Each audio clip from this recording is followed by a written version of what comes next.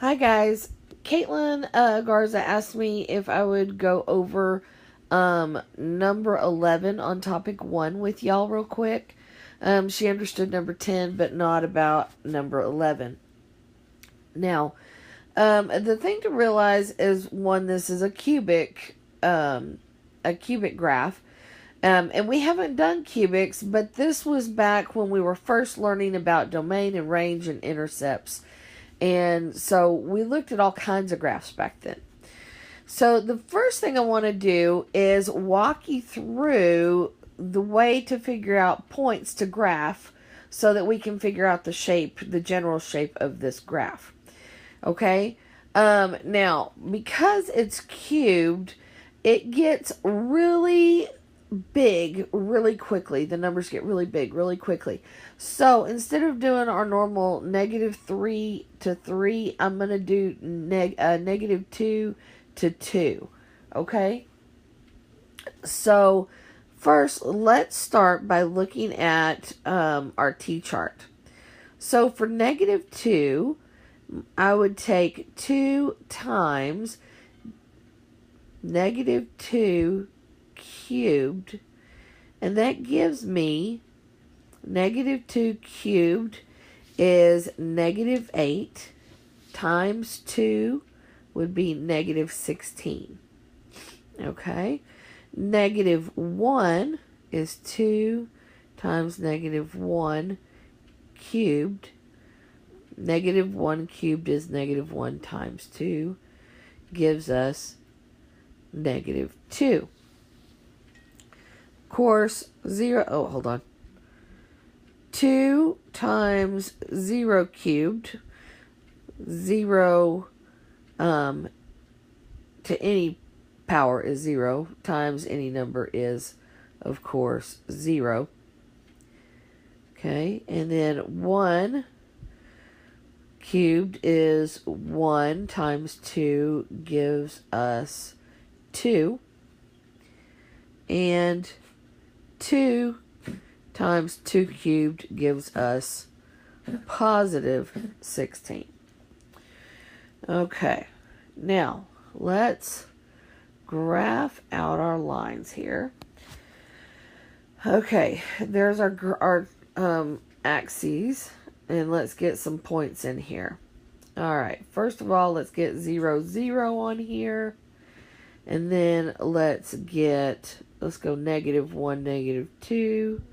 And then we'll go -2, -16. That's correct. Then let's go 1, 2. And 2, 16. Alright. Now, our graph starts on the left down low and goes up high to the right. Okay, that's a positive rate of change. So put our line in there. Okay, and clean that up a little bit. Put some arrows on the end so we can see which way it's going. Okay, now we've got our general shape, right? Okay, let's talk about domain. Domain, again, is the x values that the graph is going to hit. And we can see that as it goes up, it goes to the right, and it keeps slightly going to the right. So eventually it'll hit everything on the right. And then as it goes down, it slightly gets wider and goes to the left. So eventually it'll hit all of our values, negative and positive. Therefore, our domain is -infinity to infinity. Okay? Alright, range. Okay, range. As we go to the right, obviously it goes up, right? Okay, so it starts at that origin and moves up. It also started at that origin and went down. So we again hit all y values. So my range is -infinity to infinity, or all real numbers. Okay? Now, let's talk about our x and y intercepts. Where does it change, or where does it cross our our x axis and our y axis? Well, right there at the origin, right? Okay, so my x-intercept is at 0, and my y-intercept is also at 0. Okay?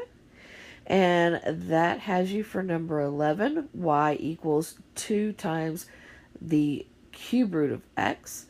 If you have any other questions, I went off and left a textbook at school, so I didn't have any way to look up the problems and be able to work them out for you tonight, and I apologize for that. But if you have any questions, like Caitlin did, just text me, either text me on my phone or send me a picture over Messenger or on the website on the Facebook page, and I will get those problems worked out for you. Okay? Thanks. I'll talk to you soon. Bye.